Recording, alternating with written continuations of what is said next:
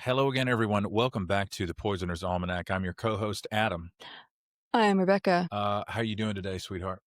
I'm all right. These last few weeks have been a little crazy, I'm not gonna lie. Hmm. Mainly because with everything going on right now and me adjusting to this routine of like her being here doing school too. Yes. Like if one thing goes wrong, it's like a domino effect. And like this last week, she had an appointment. She had an appointment to go to her orthodontist to get those things. She's finished with phase one of her Invisalign treatment, which means she gets those things off and she has to wear a retainer for a little bit and at night. So that's great. But I took her on Tuesday because I thought the appointment was on Tuesday. Got there and nobody was there. It was all closed up. And then I realized it's tomorrow. It's Wednesday.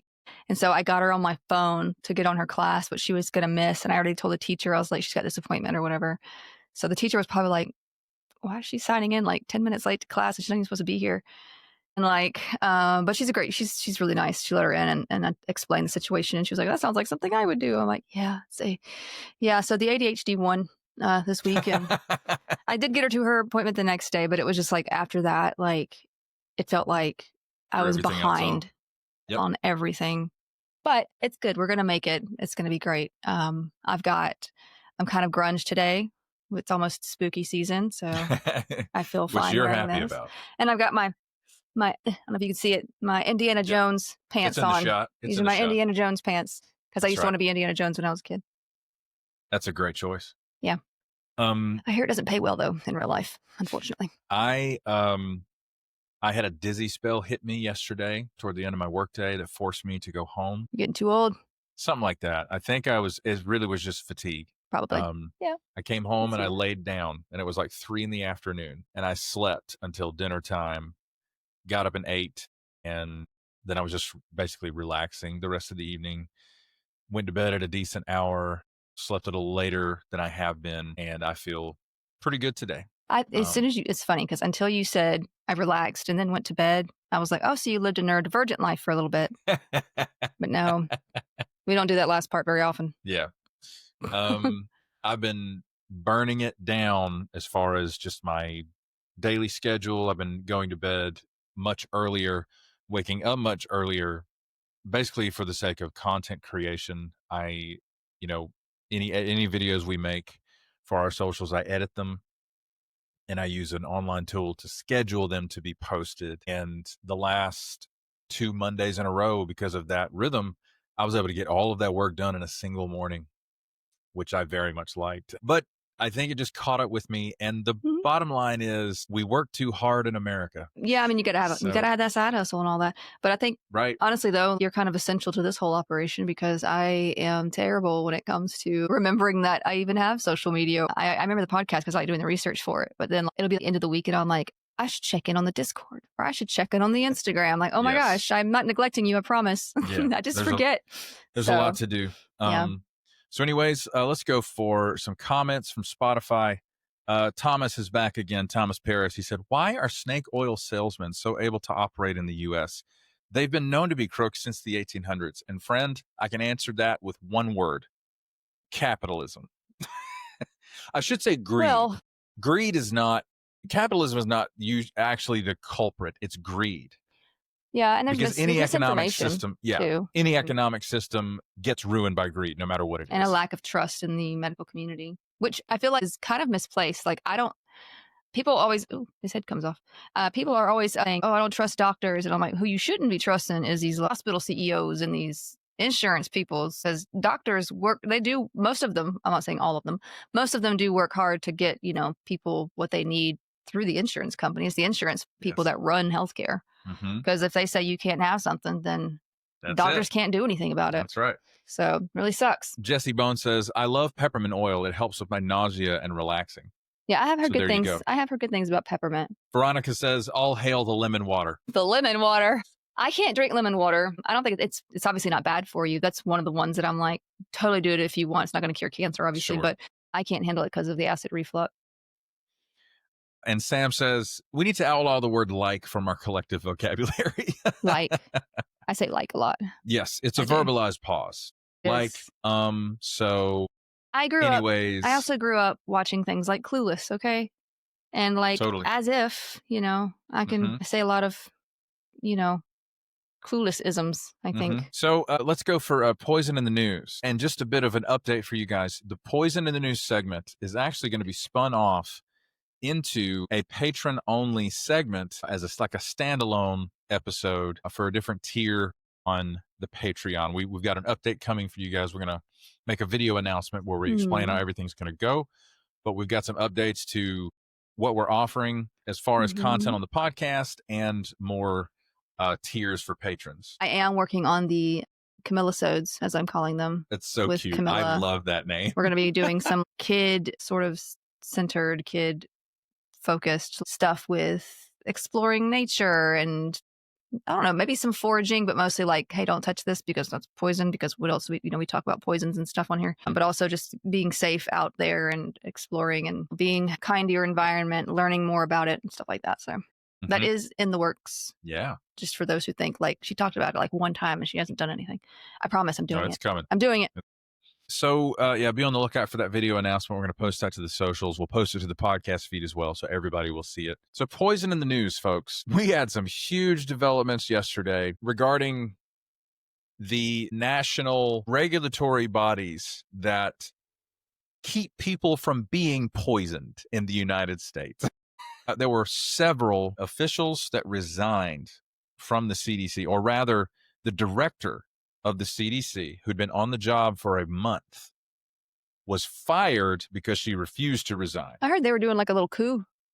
Something like that. Yeah, good for them. Something like, yes, very good for them. And 4 or 5 other top level officials at the CDC resigned in kind in response to the firing of Susan Minares. One of them is Dr. Dimitri Dalasakis. I hope I'm saying that name correctly. I've seen it misspelled a couple of ways. These officials, I have seen them immediately accept invitations to be interviewed by legacy news media in the U.S. And they are sounding the alarm against particularly RFK Jr. Again.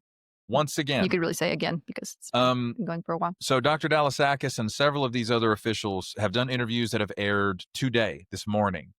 So you guys can all go look those up. Dr. Dalasakis is the one that caught my attention the most because he posted his resignation letter to Twitter. And it is lengthy and it explains exactly why he has resigned. He says, I'm writing to formally resign my position as director of the National Center for Immunization and Respiratory Diseases at the CDC. Effective August 28th at the close of business. That was yesterday. I'm happy to stay on for 2 weeks. Yeah, I'm happy to stay on for 2 weeks to provide transition if requested. I don't think they've requested it. I think they let him walk. I'm surprised to hear that they even still have the immunization department. That's a great point. Which is sad to say. This decision does not come easily, as I deeply value the work that the CDC does in safeguarding public health, and I'm proud of my contributions to that critical mission. However, after much contemplation and reflection on recent developments and perspectives brought to light by Secretary Kennedy, I find that the views he and his staff have shared challenge my ability to continue in my current role at the agency and in the service of the health of the American people. Enough is enough. And honestly, they just got attacked. Yes. Literally. He mentions that. Because, I mean, of misinformation. Yep. Dude went up there with a gun and... Yep. I don't know. And he later in the letter, he literally says, the recent shooting at CDC is not why I'm resigning. Yeah. My grandfather, who I am named after, stood up to fascist forces in Greece and lost his life doing so. I am resigning to make him and his legacy proud. I'm resigning because of the cowardice of a leader that cannot admit that his and his minions' words over decades created an environment where violence like this can occur. Yeah. I reject his and his colleagues' thoughts and prayers and advise they direct those to people that they have not actively harmed. So I've seen 2 interviews so far, just clips. And this is something this is really, one of the main points I wanted to bring. I have never understood why RFK Jr. believes what he believes. There appears to be no ideological tether to what he's doing. I have never understood. I'm like, okay, you're anti-vax, you're pro-raw milk, you are anti-science, you are all these ridiculous things. What is the unifying factor?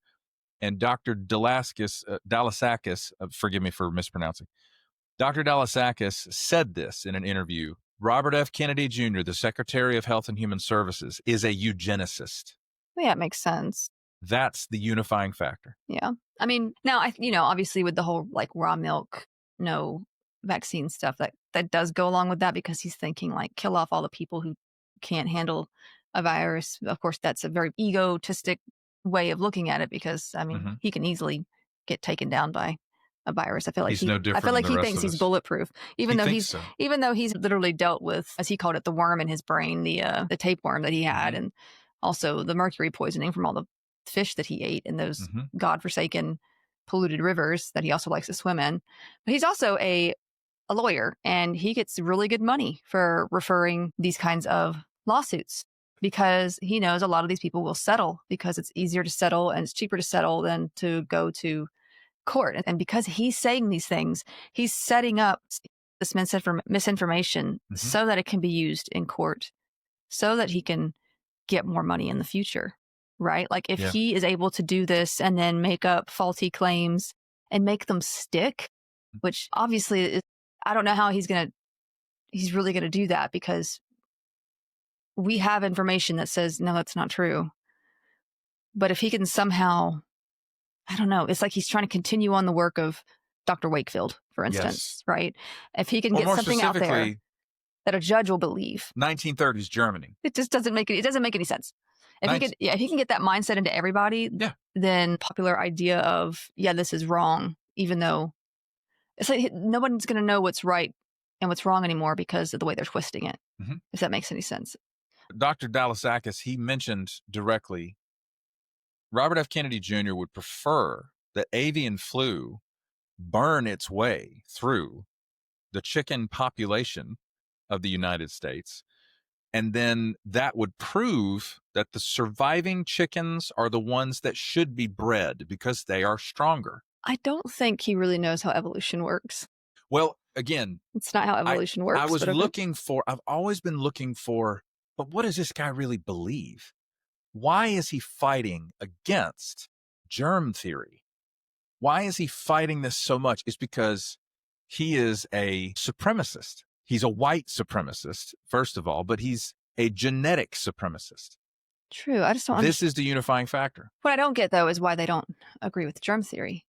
I mean, I don't agree with them on anything, but he wants to leverage it. He wants to leverage it in such a way to weed out the weak, only the strong survive mentality. But that's really where he's coming from. But it kills them too. I don't think he cares about that. And I think there is no supremacy. Well, he's choosing to ignore that. I think his ideology, his hateful, bigoted ideology, if this is to be believed from Dr. Dalasakis, this is where all of his information comes from. I will say people like him do ignore the fact that poverty is a big issue with illness. Yes. And so when they see, illness seems to ravage them, it's because of poverty. Poor. Yes. And they don't have the access to care. Yes, they don't have access. They don't have the privileges that you and your little rich family have had. And it's, they don't want to talk about that. They just want to be like, we must just have better genes. No, you don't, Sydney. Right. You don't have better genes. Another thing that Dr. Dalasakis made public with Caitlin Collins when he did an interview with her, as well as two other officials that have just resigned from CDC. Dr. Dalasakis says, I want the media to ask Secretary Kennedy how often he has actually been briefed by top officials from the CDC. And Caitlin Collins interrupts and she's like, what's the answer to that question? He goes, oh, never. No. But he literally tells people we should not be trusting medical experts. He literally says it. He says that out loud. It's true. But the idea that he literally is running the HHS and has never, take a meeting, bro. All you got to do is you don't have to, I don't know. It's unconscionable. But he wants to continue believing what he believes. Well, that's true. But he's just the idea. Even if he gets other evidence or other information, he's not going to stop believing what he believes. So it's useless to him. I'm assuming that he wants to at least be cordial. He's an opportunist. Yes. That's what he is. So now we know from Dr. Dalasakis saying it publicly, he literally has never been briefed. He just says things. He literally just makes things up. And Caitlin Collins asked the question, well, why is that? And he goes, I don't know. And she goes, where is he getting his information? if he never actually confers with the CDC, It's where the does he worm. get it? Yeah, It's it's the from the worm. brain I'm worm. just kidding. I'm kidding. Apparently, he's getting his information from everywhere but the CDC, Facebook. which is hysterical. So, this whole, obviously it's extremely concerning that the director of CDC, Yeah. a Trump appointee, mind you, would say, "Oh, I've had it." Yep. And it doesn't surprise me though, knowing how he feels about experts, right? Like it doesn't surprise me that he's not going to listen to the CDC. He wants to kind of put them out as these lying. He wants to make them the enemy. He always has. Yeah. He wants to set them up as, oh, they lie to you, but I don't. Trust me, come with me. It's very Saja Boy, But then also which definitely not as cute. Then he also says in a congressional hearing, people shouldn't take health advice from me. Yeah, he does say that. Or he also said, well, what I think about immunizations is not important. Okay. So I am glad that somebody is standing up to that entire. Yes. And even further, Robert F. Kennedy has commented publicly that the president has superior genes as well. Okay. And it reminds me of when Elon Musk and Steve Bannon did a Sig Heil. Oh my God. On camera. And everybody in MAGA was like, that's not what that was. And I'm like, brother, that's exactly what that was. But they also, a lot of the people who are like obsessed with them hold to those values that go along with that entire fascist sort of movement. They're trying to massage that Third Reich out of everybody who's willing. They want to pull that to the front, baby. And like we normally don't talk about politics here, but now we're dealing with. We can't not talk about it. Well, now we're dealing with healthcare stuff with genetics, which is involved with obviously healthcare, medicine, things like that. They're making it such, and they're hurting people. But he's not a stranger to hurting people. I mean, look what he did to American Samoa. Yeah, where he went to this. He traveled there to specifically spread anti-vax propaganda, and it got tons of children died. 80-something children from measles. Yeah, and then he said, "Well, I wasn't there to spread propaganda. I was there to install a new data collection system." That man wouldn't know what data was if it hit him in the head. He's like, is he Satan? I have no other options. Yeah. Well, they're also like, are you a demon? He's also saying that in September he's going to have the answer for autism. He ain't going to have nothing. I'm like, sir, I'm just, which it's like he's either going to make something up and have a bunch of false data, like he did with that. What was it, that thing they released that had all the false citations? And then they were like, God. Oh, that was an error, coding error. And they used ChatGPT. Yeah, they used it. But, or he's going to put it off and blame it on something. Right. So this is new information. I just cannot, I got to stop. I don't want the country to crumble from the inside. So it's always a shock when they just push their ideology to its logical end, and every time I'm still shocked. But it's just you gotta lean into that millennial mindset, Adam. You gotta stop being shocked by things. Nothing shocks me anymore, and so you gotta just prepare your brain for the madness to come, because it's just and I hate it, but all the boomers are mad at us for our avocado toast. And I'm like, we just want to feel happy. We know that nobody's coming to help us. Let us have the toast. Shut up. There are some boomers out there that are on our side, few and far between. Yes, I see them. They're sprinkled throughout the comments. Just like there's plenty of millennials who are cuckoo for Cocoa Puffs. Okay. Are there? Are there plenty? There's I just feel like there's not. Adam, we live in Georgia. Think about all the people that you grew up with. I'm going back to bed. Just saying. All right. Let's take us to housekeeping here. Be sure to follow us on whatever platform you're listening on. Thanks in advance for leaving 5-star reviews. Follow us on socials. We got links in the show notes for those accounts. The Patreon's up and running. As we said before, there's content updates coming to the Patreon.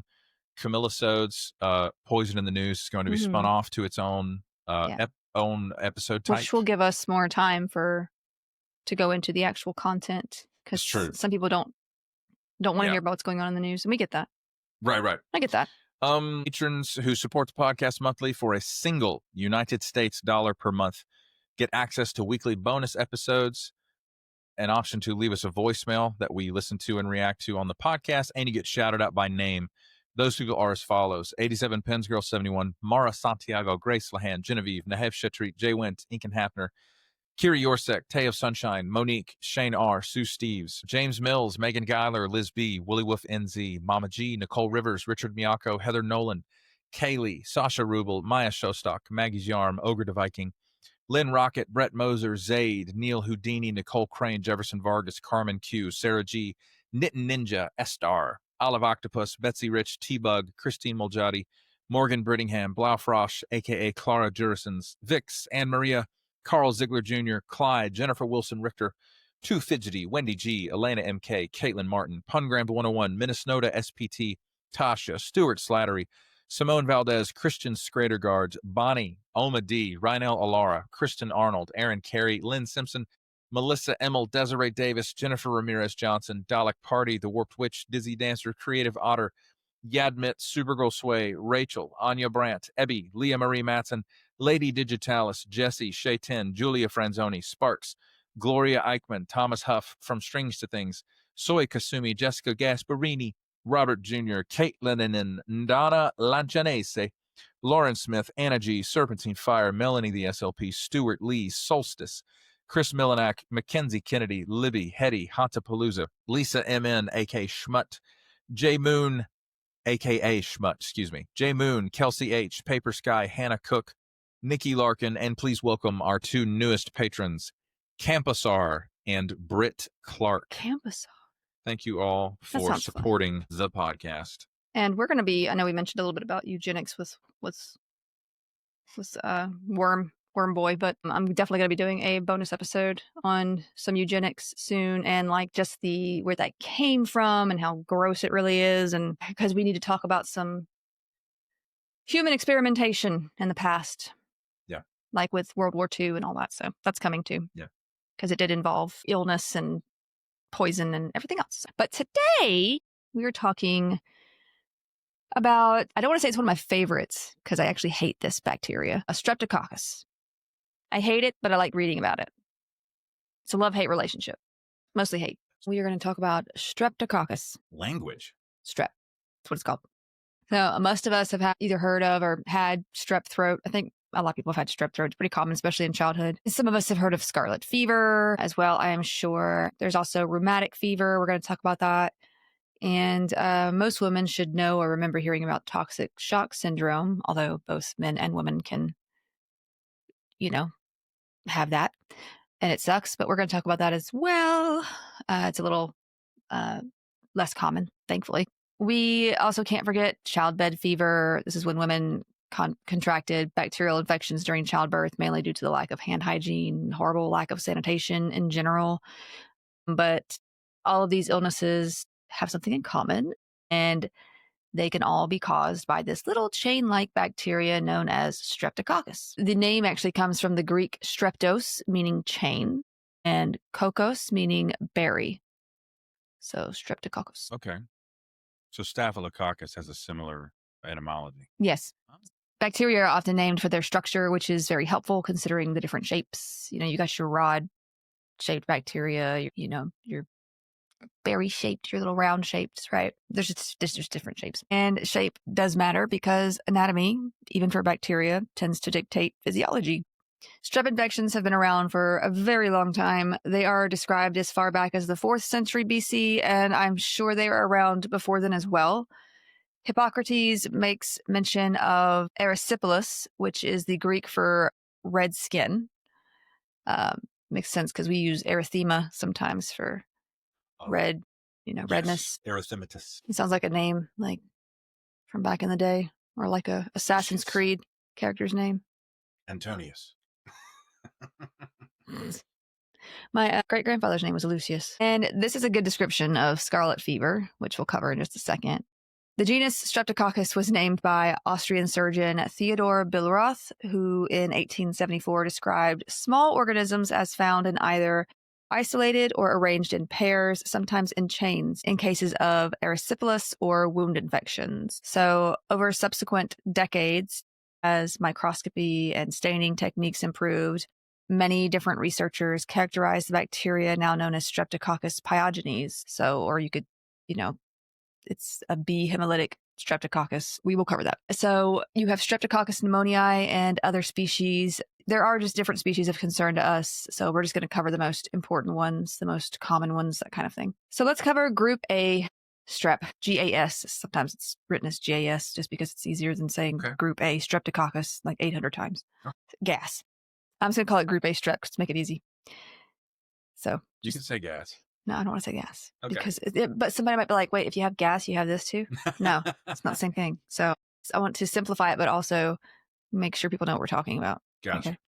It's the one that is most commonly encountered. There are more than 80 different strains of Group A strep, and we're going to discuss Streptococcus pyogenes, as it is the nasty little critter that causes strep throat and some skin infections like impetigo. And we're going to start with impetigo because it's kind of the mildest form, really. This is most commonly found in infants and children, usually between the ages of 2 and 5. You can be older too. Just being older doesn't mean you can't get this.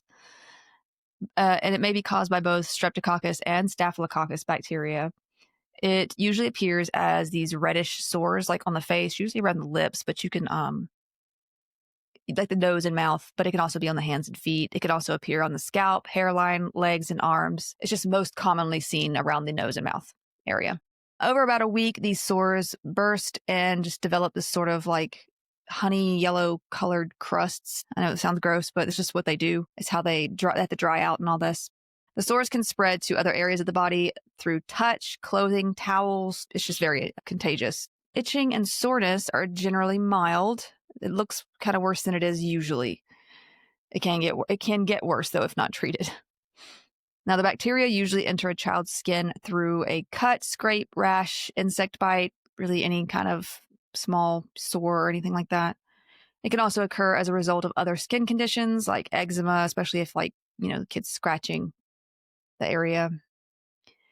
Children actually don't need any obvious skin lesions or breaks for the infection to affect them. You may not even notice any sort of cut or anything like that. It's highly contagious. Most people get it through direct skin-to-skin contact. You can get impetigo by coming into contact with sores, mucus, or nasal discharge from someone who has it. Children and athletes like football players and wrestlers can get it this way because there's just constant contact. Not the sports for me. I mean, I don't get it myself, but yeah. People can also spread impetigo by sharing items such as towels, clothing, or other personal items with an infected person. Something I just don't recommend doing anyway. You can get staph infections this way too. If someone has a staph infection and you're sharing towels. Did you remember that episode of New Girl when Nick was like, "That's my towel." What's the other guy's name? Schmidt was like, "No, that's my towel." And Schmidt was so disgusted, and he's like, "Well, you wash it, right?" And he's like, "No, I don't wash my towel. My towel washes me. Cleans. I'm clean when I use it. So no, I don't." As much as I identify with Nick socially, some of the things he said and did, I was like, "Oh my God, no." Anyway, good show though. Great show. So you don't share towels unless you are in a bind and you absolutely have to. You're in a cabin, there's one towel. That sounds like a weird book trope, but just don't. It's like sharing a toothbrush. You just shouldn't do that, right? It's gross. Now, a less common form of this condition is called bullous impetigo. This causes larger blisters on the trunk of infants and young children. It's less common. It looks worse than it is. Again, they usually burst and crust over. I know it's gross, but it is what it is. Still good to treat usually with antibiotics and such. Now, ecthyma is a serious form of impetigo. This usually develops from untreated impetigo because the bacteria will just continue to proliferate, and it can cause painful fluid or pus-filled sores. No fun. Now, treatment for impetigo involves antibiotics, including oral and or topical antibiotics like ointment. And it's very contagious. Like I mentioned, children should actually avoid contact with others, such as in daycare or school, for a good 48 hours after the first dose, just to be safe. Now, the bacteria that cause impetigo can actually live on dry surfaces for weeks or even months. So a lot of sanitizing. Months? Just sanitize. Press. Well, strep itself can live on surfaces for a while. That's why you should always sanitize your carts when you go into a grocery store. Because look, people are always doing this. Kids are like right there, touching everything. Look, that image. Let me touch this cart now. I can't. Yeah. And people are like, oh, she's just a germaphobe. No, you don't understand the amount of grossness on like these carts and everything else. Just, anyway, moving on. Just keep that in mind as we talk about strep, because that's strep bacteria in general. It can stay on surfaces for a while. Good to sanitize. Okay. If left untreated, further systemic complications may occur that we'll discuss in a moment, because other infections can also lead to such complications, other infections involving strep. So I'm going to go over some more strep stuff, and then we'll go over the complications that all of these can cause if left untreated. Okay. So strep throat. Streptococcal pharyngitis is more common in kids, but adults can easily get it as well. And that includes if you've had your tonsils removed. There's this myth that like just goes around that if you've had your tonsils out, you can't get strep. I've had strep. My tonsils got taken out when I was like 21. Also, sucks when you're older when you get your tonsils taken out. I'm just saying. It takes longer to heal. I didn't eat for 2 weeks. It was awful. I could barely drink water. They put me back in the hospital because I was dehydrated because drinking water hurt. And you can't talk either. Anyway. But yeah, you can still get strep with your tonsils removed. I've actually had it quite a few times as an adult, mainly through catching it from Camilla when she's had it. But strep throat is very contagious. It causes such symptoms as fevers, a very sore red throat, sometimes with blistering or white yellow patches in the back. Some younger kids won't even have the sore throat so much. So it kind of depends on like the kid and the age and, all that. Some do, some don't. But a lot of the time the sore throat is there. Painful swallowing, enlarged and tender lymph nodes around the neck, and the symptoms may also include headaches, chills, runny nose, cough, nausea, abdominal pain, rash, hoarseness, and bad breath. Abdominal pain is another like one of those like you got a sore throat and they're telling you their tummy hurts really bad. Like that's a pretty big sign too. A lot of times when you call the doctor to make an appointment for these kids, they'll ask you if they have a fever and a sore throat. They're like, yeah, bring them on in. Because it's very possibly strep throat, and they need to treat it before it becomes worse because it can get pretty bad. That's a clever triage of symptoms over the phone. Yeah, they need to make sure they need to test for strep basically, because it doesn't just go away on its own. It's just one of those illnesses that once your kid has it, it's pretty easy to spot the next time around because the symptoms are pretty predictable, and the throat pain is usually worse than your typical cold, and obviously it lasts longer than a cold would. And these symptoms can come on within 2 to 5 days of exposure. If strep is suspected, you'll have a healthcare professional test for it using one of those annoying swabs in the back of your throat. Sometimes they go ahead and get 2 of them just to be sure, but it's not fun. That one time I took Camilla, and I knew she had strep. I was like, I just know it.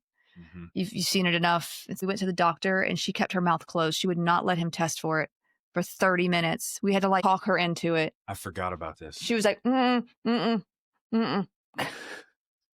30 minutes we took just sort of getting her to open her mouth. Did you tell me about this? Yeah, this poor, and it wasn't her regular doctor either. This poor guy was young and kind of new. Like her regular doctor was out. I think he was just sort of interning and stuff and helping out. But so he stuck with it. He was like, yeah, well, we're going to negotiate with this child because it's strep throat. He kept looking at me, and I was like, I mean, I can't just force her on the thing and hold her mouth open. I guess you could, but I'm not going to do that to my kid because it'll just make her scared for the rest of her life to go to the doctor, right? I'm not going to traumatize my child.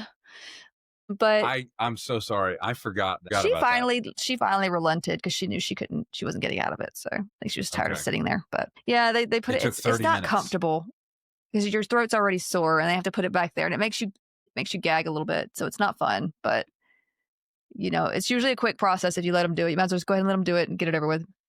Yeah. But again, it is very contagious. It can spread via respiratory droplets, as with sneezing, coughing, laughing, speaking, just being right next to each other at school. And such droplets can remain in the air for a bit before falling to the ground or surface. You can also easily pick it up on surfaces, touch your face, and boom, strep. Like doors, shopping carts, gym equipment, school desks, cafeteria tables, those trays. They don't wash those trays that well. Handrails, another one.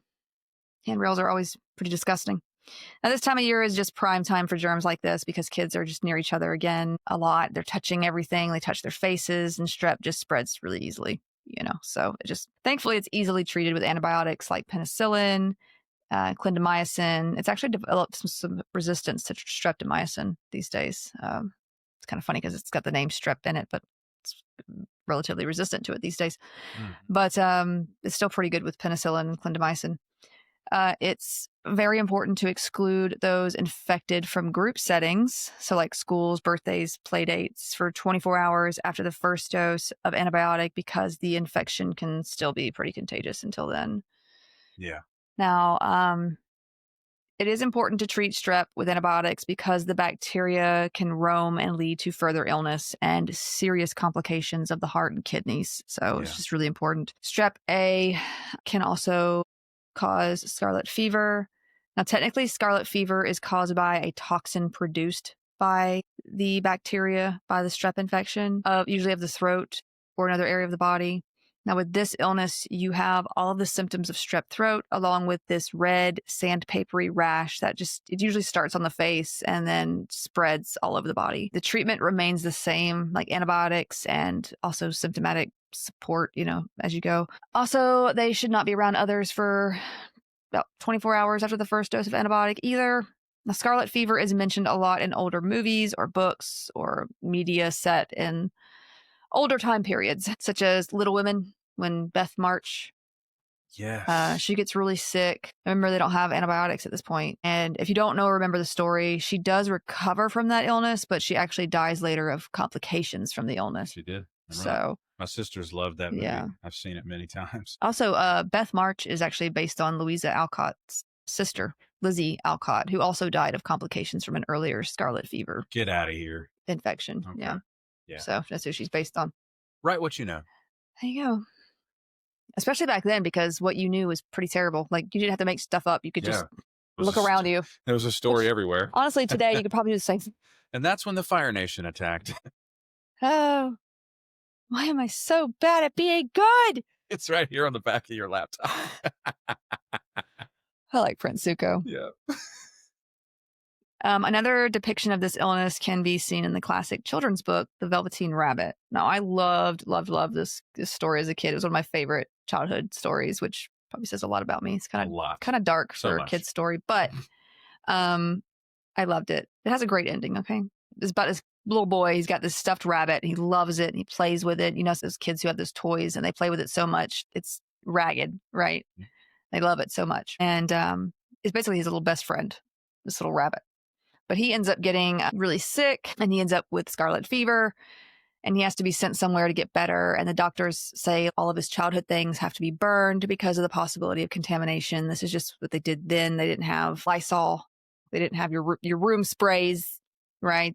This was their way of getting rid of illness, burning things to the ground. We talked about that with plague too. People just burn houses down. So the stuffed bunny is included with this stuff, but a fairy comes along, turns him into a real bunny because of how much he was loved. It's really sweet and cute and kind of sad, but like sweet too, because the bunny is not burned. He's turned into a real rabbit. So yeah, they didn't have widespread use of antibiotics for strep infections until about the 1940s. Before this, the illness could be quite deadly, actually. Prior to antibiotics, strep/scarlet fever had a 15 to 20% mortality rate.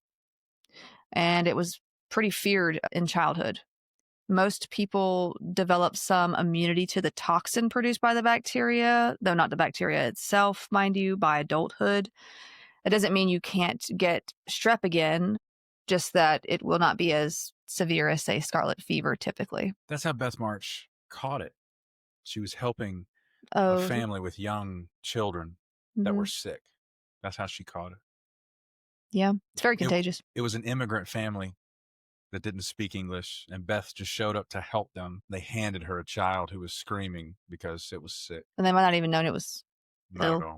Not at all.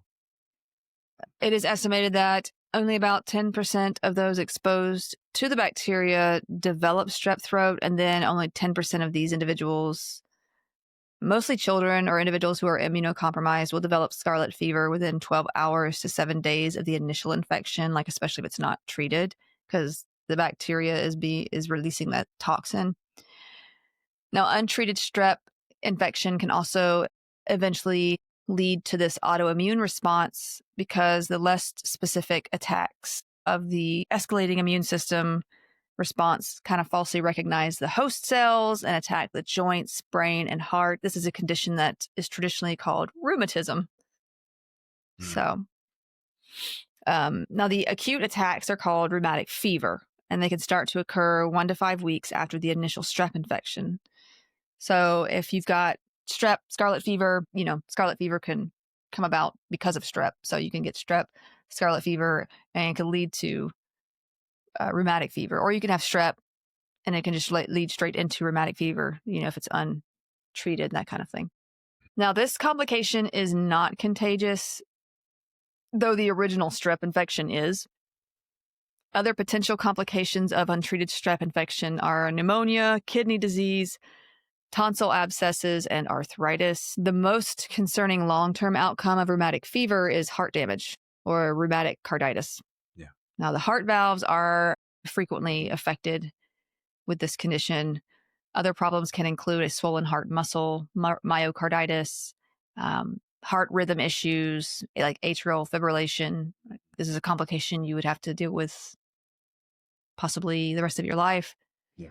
Or heart failure, which, is where the heart doesn't pump properly. Mm-hmm. I met a guy at church one time who was in like his late 20s, maybe, disabled veteran. He was disabled because he said, I got an infection that affected my heart. I'm pretty sure he's talking about strep. Very much likely was. Yeah. Was he World War II? No, he was in his late 20s at that moment. So right now he'd be late 30s. I met him probably a decade ago. Mm-hmm. Where was he from? He was American. Did his parents believe in medicine? I don't know. He was a very goofy guy. He was so funny because he was married to this girl who was a teacher, and she was like super put together and conscientious and self-aware. And I really was afraid she'd married a fool. God bless him. Well, I mean, you don't typically see this too much anymore unless people just aren't treating their kids for strep infections, which they should be, but anyway. And I don't know if it happened on deployment or not. You know what I mean? I don't know if he was like out in some fourth corner of the world or whatever. I mean, I need more detail. Yeah, like if he was a part of the American military, though, they would have had ways of dealing with strep. One would think. So anyway, okay, so one example I know of for this complication is, of course, the late actor Jeremy Brett. It's one of my favorite actors of all time. You can do better than that. He played Sherlock Holmes in the Grenada series. Yes. Was really good. He's my favorite Sherlock Holmes. Yeah. Now he had strep and then rheumatic fever as a child. The illness damaged his heart valves. He died back in 1995 of heart failure, which he had as a result of his scarred valves and his really bad habit of smoking. He smoked a lot. According to like one of his best friends and co-stars, the guy that actually played Watson, he said that Jeremy Brett smoked like 60 cigarettes a day. Okay. Which not good at all for you anyway. You can definitely get some heart failure just from that. But as well, your venous system is going to be affected by that too. But he also suffered from bipolar disorder. He had some pretty serious manic depressive episodes as well.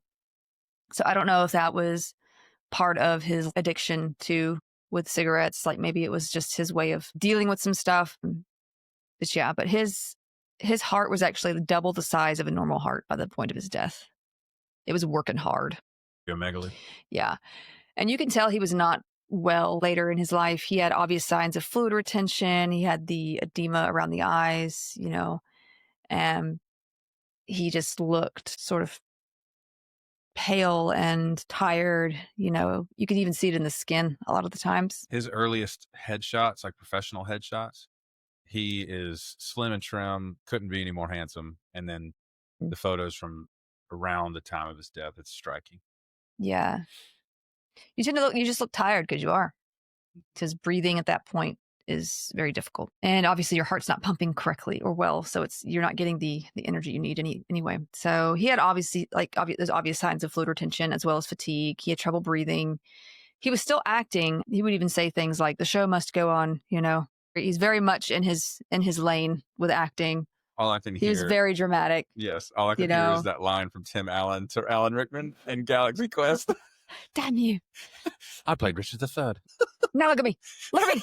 I was an actor once.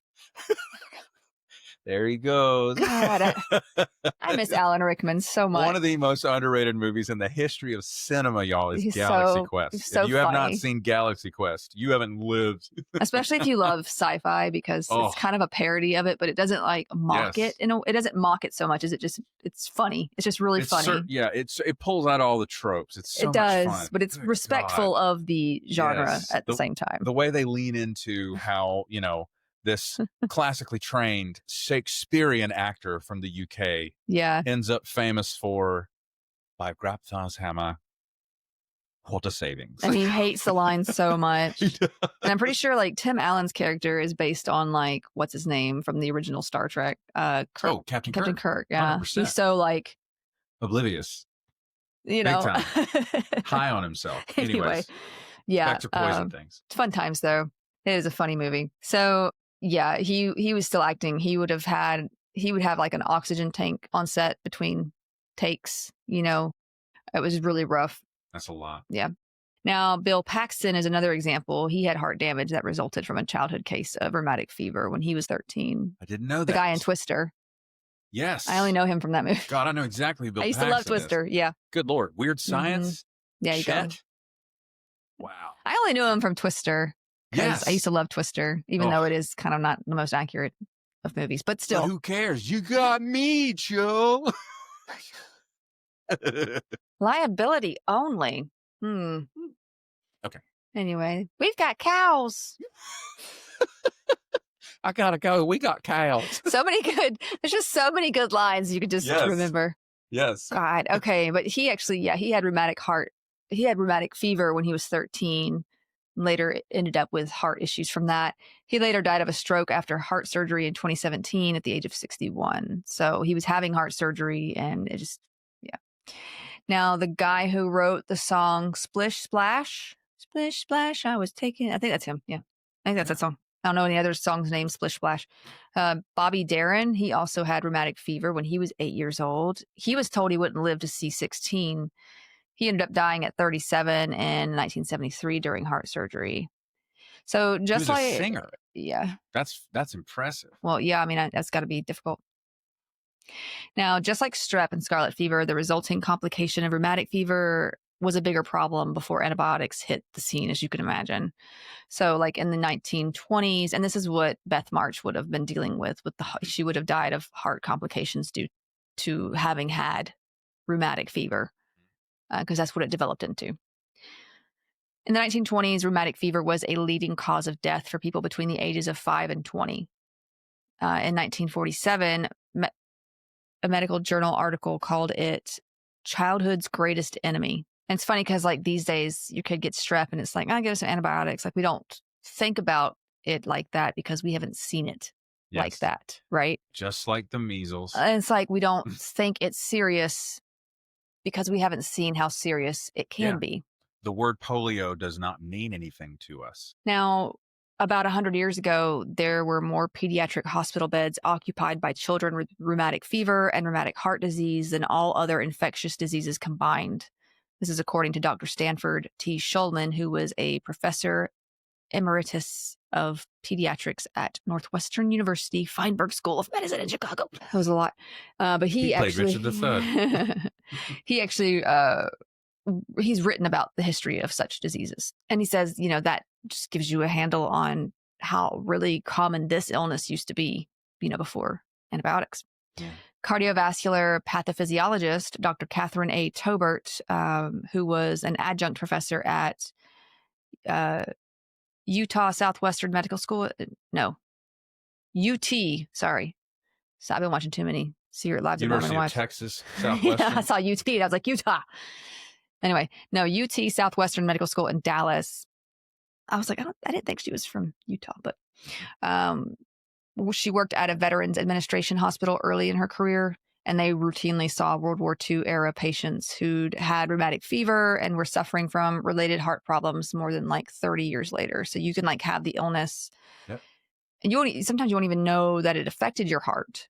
You think you've recovered, and then some years down the line, you're having heart trouble. And it's because of the scarring and the damage it's done to your heart. Right.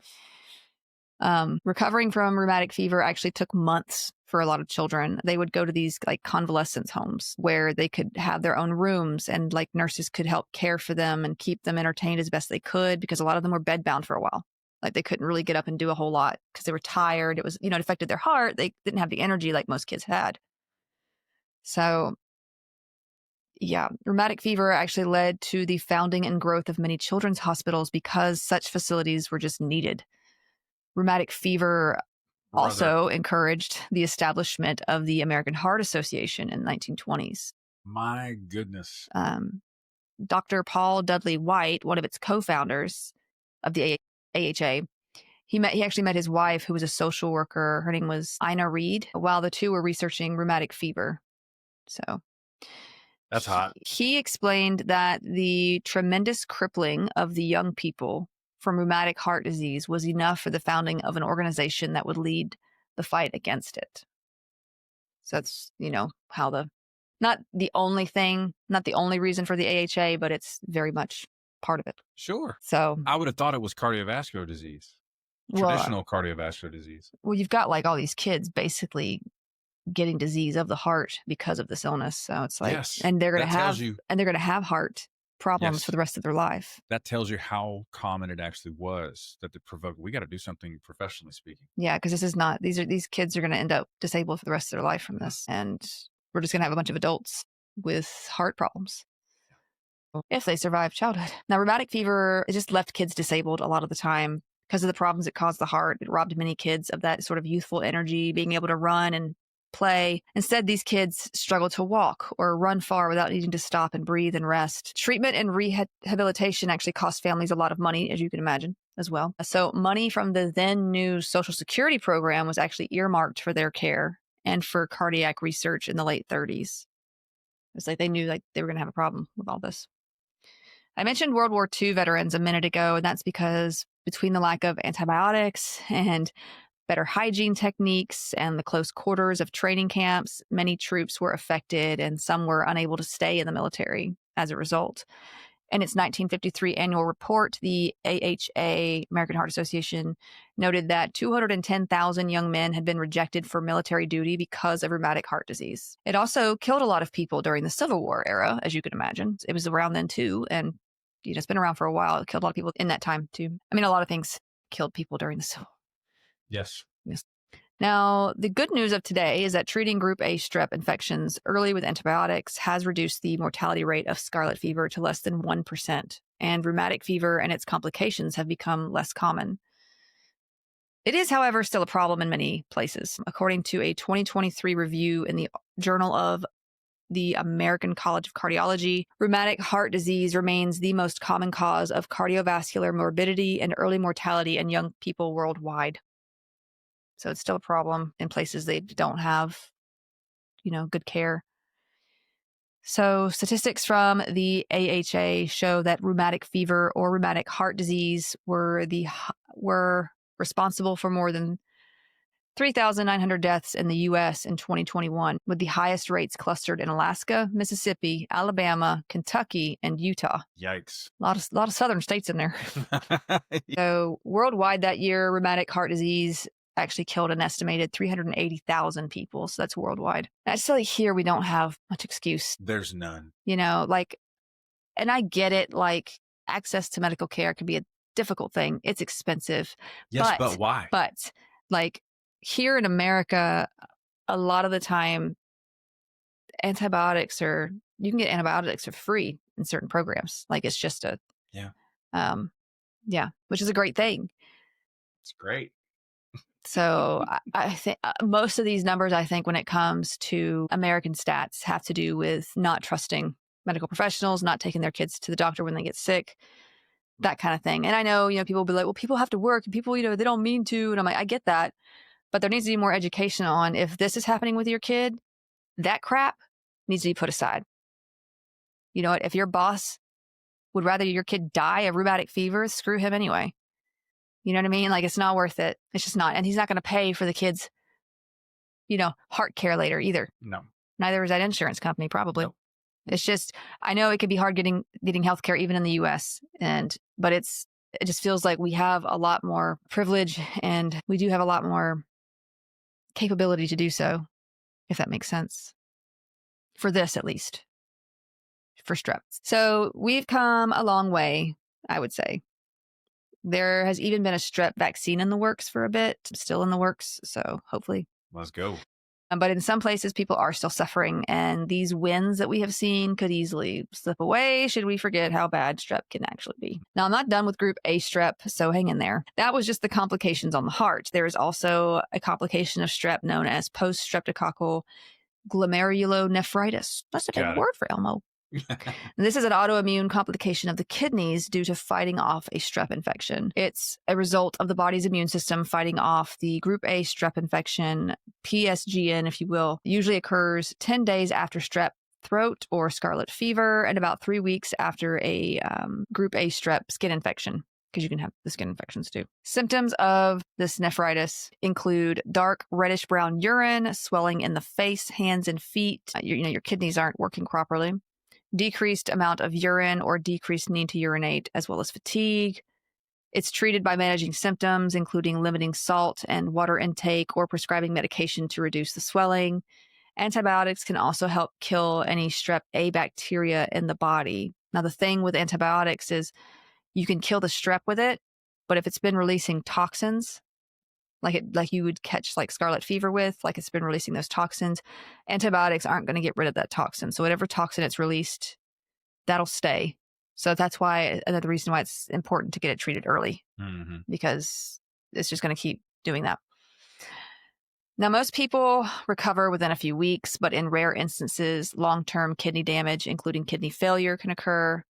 Worldwide, as of 2018, the death toll from strep illnesses is estimated at 500,000 annually. That's like strep illnesses in general. Now, something you may have seen in the news as well, even more recently, actually, is invasive Group A strep. This is essentially the spread of strep to the blood and beyond, like a sepsis in a way. Right. I was about to say sepsis.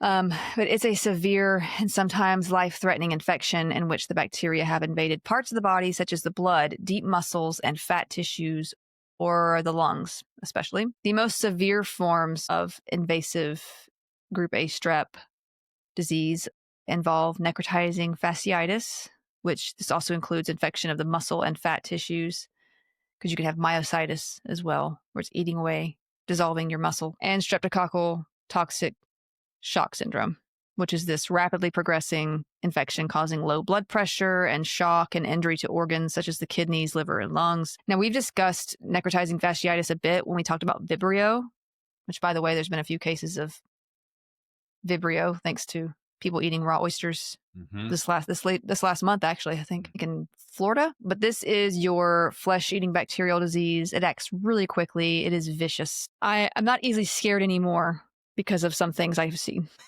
Okay. But necrotizing fasciitis, which I have seen, by the way, is definitely something that terrifies me. Yep. Yeah. I also loathe, we all know this, the brain-eating amoeba. Hate those. Loathe entirely. But when it comes to rarities, necrotizing fasciitis is more common than amoeba boy over there. Just is. Flesh-eating strep specifically kills 20% of those who contract it, or about 100 to 300 people every year. Invasive strep overall kills 2,000 to 3,000 Americans each year. This is including necrotizing fasciitis as well as toxic shock syndrome related deaths. Now, more on toxic shock syndrome in a minute. I don't want to give all the names, abbreviations, just because I feel like that's going to get confusing if I do that. But invasive Group A strep can infect even the smallest of wounds as well, just like leading to necrotizing fasciitis. It could be a nick from shaving, a thorn prick while gardening, paper cut, hangnail, needle puncture, insect bite, really any sore that leaves even a small opening of the skin. And it could just be an unfortunate happenstance. You cut yourself, great. Now you have an invasive strep infection that is eating away at your tissues. Now, do you remember the Mummy, the Curse of the Mummy? Those guys, they opened, what's his name's tomb? Was it Tutankhamun's tomb? And they were like, oh no, this is a curse. This is Mummy's curse or whatever. And like the one guy, like technically they died at various times years later. So it wasn't like so much like they died the next day or anything like that. But one of the guys, I think, who was there, he died after shaving. And I think he hit a mosquito bite or something, and it got infected. I don't know if that was strep or staph though that he had, but he ended up getting septic, and I think that's how he died. I mean, maybe don't go invade pyramids either, but he died from infection. It wasn't the curse of King Tut. No, still, maybe don't go steal other people's cultural belongings. Not a good idea. It's just not good. It's not very nice. So yeah, there was actually a boy in New York who had chickenpox, who contracted invasive Group A strep from a chickenpox sore, likely scratched it or something, and he died 3 days later. So really sucks. Yeah. So you can any kind of thing like that. So in fact, around a third of children admitted to hospital with chickenpox have secondary skin infections, some of whom develop invasive infections like pneumonia, osteomyelitis, and septicemia. And in such cases, Group A strep in particular can be associated with more infectious processes such as necrotizing fasciitis and toxic shock syndrome. Both are associated with high mortality and morbidity in children. So if they've got this going on, it's not good. Mm-hmm. Alongside the symptoms of chickenpox, you would notice increased lethargy and malaise, worsening fever, diarrhea, vomiting, soft tissue pain, obvious signs of wounds and redness, inflammation, just drainage, purulent discharge from existing wounds. And that's if they have, chickenpox to sort of be on the lookout for, because a scratch of that can also cause infection. Now, wounds will worsen quickly with invasive strep-related necrotizing fasciitis. Childbirth can be another way it's contracted, C-sections or vaginally. It can be contracted by scratching a rash, like with chickenpox, or picking a zit even. You may not even have any noticeable skin lesion at all, and it makes its way in. Those with existing strep infections are more at risk. They can easily cough the germ onto their hands, scratch themselves somewhere. It doesn't mean that you will absolutely get this after such an incident. It's still pretty rare, but there is the possibility, and this is just how it happens when it does. So extremes of age, less than 2 or greater than 65, concurrent acute viral infections, pre-existing skin or just soft tissue lesions, diabetes, heart disease, chronic just of COPD, chronic obstructive pulmonary disease, underlying malignancies, and immune suppression from HIV or with corticosteroids. All of these are associated with increased risk of infection as well, and progression to invasive disease. So there's all these things to think about as well. Mm-hmm. And people don't tend to think about diabetes in such a way as it being linked to many complications as it is, because there's a lot of complications that you can have with diabetes, unfortunately, including fungal infections and stuff like that. Mm-hmm. It's not fun. Yep. So repeated exposure to Group A strep also increases the risk of invasive disease, intravenous drug use, trauma, young school-age children in the household because they catch things easily and spread them easily, and residents in nursing home facilities. All of this can result in repeated exposure to Group A strep, kind of part of it. It increases the likelihood of coming into contact with more virulent strains as well. Now, many may recognize the name invasive Group A strep from headlines in 1994, if you're our age, and you were alive then. But at that point, 15 people in Britain had contracted necrotizing fasciitis due to this bacteria, and 11 of them died because of it. However, the invasive sort has been known about for centuries, really. It's just not as common, and the public just sort of forgets about it until another resurgence, Now, while its effects have been known about for a long time, it was first officially described in 1924. So my grandfather was born. It came out to play quite a bit during World War II. You'll notice a lot of disease increases during war for obvious reasons, like groups of people moving around, cramped quarters, exposure to pathogens, or even, biological or chemical terror agents even. So now it then seemed to disappear again until the 1980s, when it returned with a vengeance. Literally the newer strain was more virulent, and approximately 20% of patients with necrotizing fasciitis and 60% with strep-related toxic shock syndrome die. Now, about 10 to 15% of patients with other forms of invasive Group A strep die.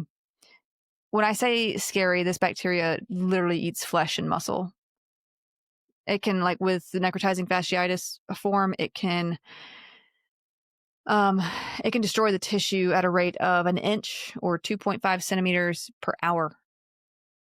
It's crazy. Not cool. It literally can dissolve flesh, muscle, at this point be myositis, and organ tissues. It can kill within hours. Antibiotics are still effective if given in time, but with necrotizing fasciitis, the affected tissues are often cut off from the blood supply because of the damage that it's done. So, like, there's no effect when these antibiotics are given systemically. So diseased and dead tissues have to be removed surgically, whether that means like cutting out the infection or amputation. So whatever they have to do to keep you alive. Yeah, that's what happened to Amy Copeland in 2012. She lost all 4 of her limbs. And hers was from a different, but I don't know if it was from strep. It wasn't. You're right. But it was a necrotizing. But it was necrotizing. Yeah, it was a necrotizing fasciitis, just because of a different bacteria. But it sucks either way. So at that point, broad spectrum antibiotics need to be given IV for at least 7 days, probably longer. And without removing the affected tissue, the disease will continue to release toxins that will cause organ failure and shock. So if you could not tell, time is essential when noticing a wound may be infected.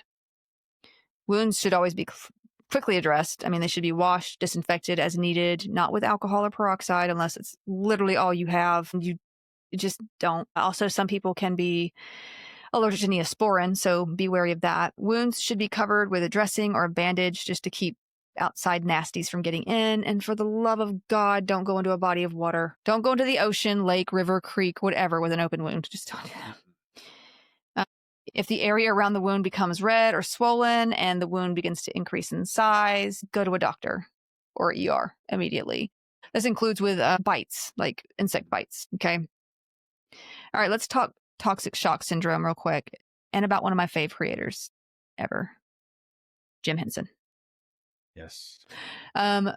But before Henson, we need to go over what toxic shock syndrome is. So toxic shock syndrome affects 1 in every 100,000 people. So it's not super common, thankfully, but toxic shock syndrome is more common in women, but it can affect anyone. This can be caused by both Streptococcus and Staphylococcus, actually. But since we're on the topic, I will mention them both a bit and toxic shock in general. So toxic shock can come about in a few different ways. It's long been connected with the use of tampons, though, especially in the 80s and 90s. Now, this was more of a connection made in the past with high absorbency tampons, but it is still possible with regular ones. It's just just so you know. In the 1980s, there was this outbreak of illness among women, especially with such symptoms as sudden fever, nausea, vomiting, watery diarrhea, rash that looks like a really bad sunburn or like little red dots all over. Dizziness, low blood pressure, redness in the eyes and throat, peeling of palms and soles of your feet, palms of your hand, soles of your feet. Now, what's happening essentially is certain strains of bacteria that produce poisons, like these toxins, may be on tampons or get on them when they're used for too long. And this is essentially the case with those with light periods. Using super absorbent tampons, I guess one reason is because you may think you can leave it in longer, or maybe it's also absorbing any sort of bacteria and keeping it there as well. Now, these toxins get into your bloodstream and can affect organs such as your heart, liver, or kidneys, and it happens pretty quickly, really fast. In the case of tampons, the usual culprit is staph, as it does live on our skin usually with no problem. Like, it's just there. It is just prevalent like that. But strep can do this as well.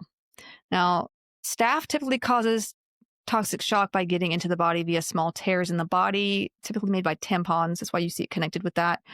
The high absorbency ones can especially do this, but it's possible for all of them. Like with tampons, it can cause tears. It's just part of being a woman. Kind of sucks, right? And don't think you can't get this from pads either, because you can. Because if there's bacteria on the pads, it could still. I know there's a lot of TMI for a lot of people, but it's okay. No. You'll be okay. You'll be okay. It's good to know. Good stuff to know. It is very rare, and it's usually because of not using one properly. Okay, so it's not like if you wear one, you're gonna get this. No, it's very rare. If you use these things properly, you're likely not gonna have any problems. So it's advised that tampons be in for no longer than 8 hours at a time, and pads as well should be changed often. You just really need to make sure these are not, you're not using these too long at a time. The longer a tampon is in, the more opportunity for bacteria to take advantage of the situation, is what I'm getting at. It doesn't mean that, like I said, if you forget it and lift one in for 9 hours because you're overworked and stressed out, that you're going to get TSS and die. It's just a preventable measure. You don't want to consistently do that. Studies have shown that prolonged use of a tampon promotes the production of harmful bacteria, which can then make these toxins. Now, something I need to mention as well is a news story from about a year ago. There was a 12-year-old girl who contracted staph-related TSS after swimming in a lake at the Lake of the Ozarks in Missouri. I think I'm saying that correctly. She was apparently wearing a tampon, and the bacteria that was in the dirty water, this just got absorbed into her body that way. Sounds absolutely awful, and it is. And I'm sure it's really rare as well. But she was hospitalized after some pretty concerning symptoms, including fainting, and she went into multiple organ failure, but she was able to be stabilized, and she did make a full recovery. So be careful out there, ladies. We're going into lakes or any body of water with these kinds of things. Mm-hmm. There's also a Clostridium bacterium that can cause TSS via the vaginal route, but it's not as common. And since this isn't so very common anyway, I'm just mentioning that one. Now, treatment involves hospitalization as it is a life-threatening illness, and it will require such procedures as IV fluids, medications to raise blood pressure, as well as IV antibiotics, of course, to kill off the bacteria. The toxins that have already been released by the bacteria can actually be killed, as I mentioned. Oxygen and dialysis may be needed if respiratory and or kidney failure is occurring, and there may even need to be surgical intervention or amputation should tissue damage occur in the extremities, and as is in the case of necrotizing fasciitis. And fellas, don't feel left out, because you too can get staph-related toxic shock syndrome. Good. I was feeling left out. Because a nosebleed requiring gauze can also easily lead to such an issue. Great. Get all that. It's got, mucous membranes up in there too.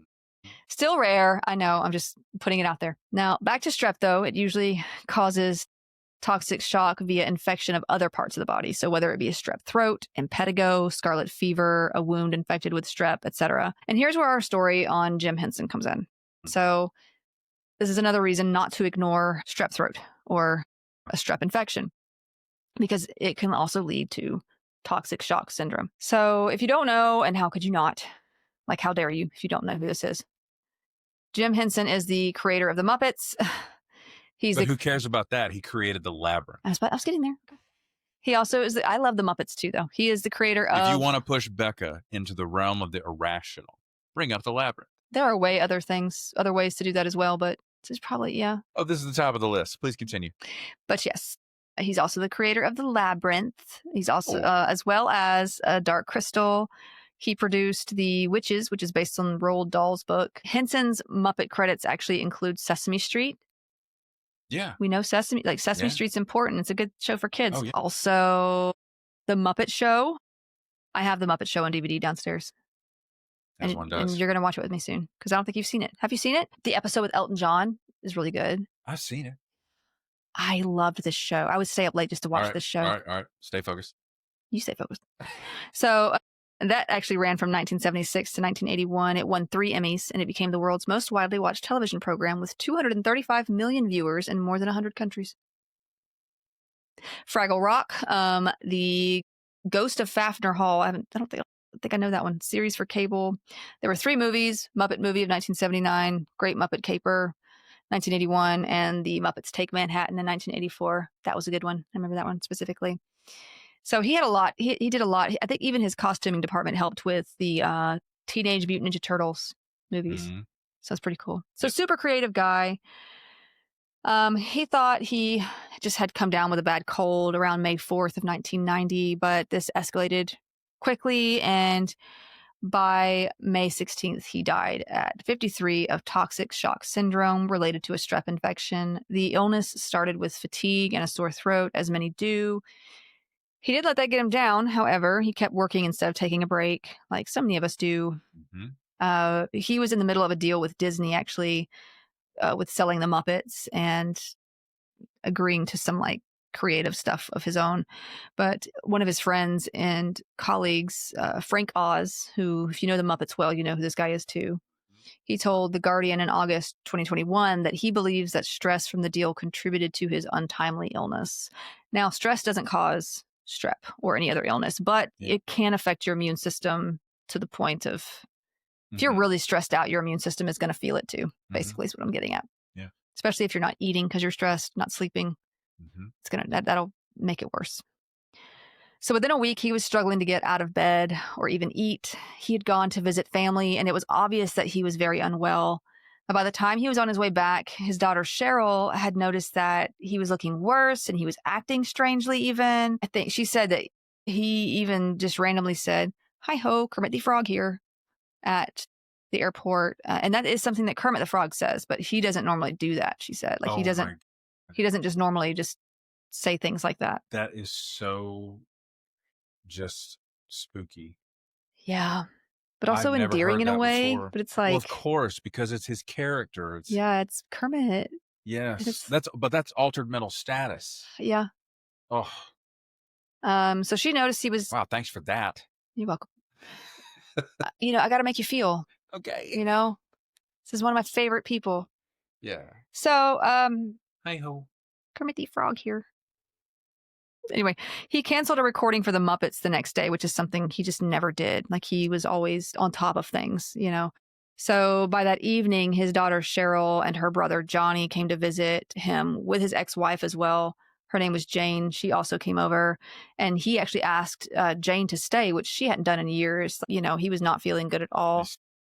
Around 2 a.m., Jane said he began coughing up blood, and she insisted that they go to the hospital, but Henson refused. And he said, "Just rub my back, trying to calm down my breathing."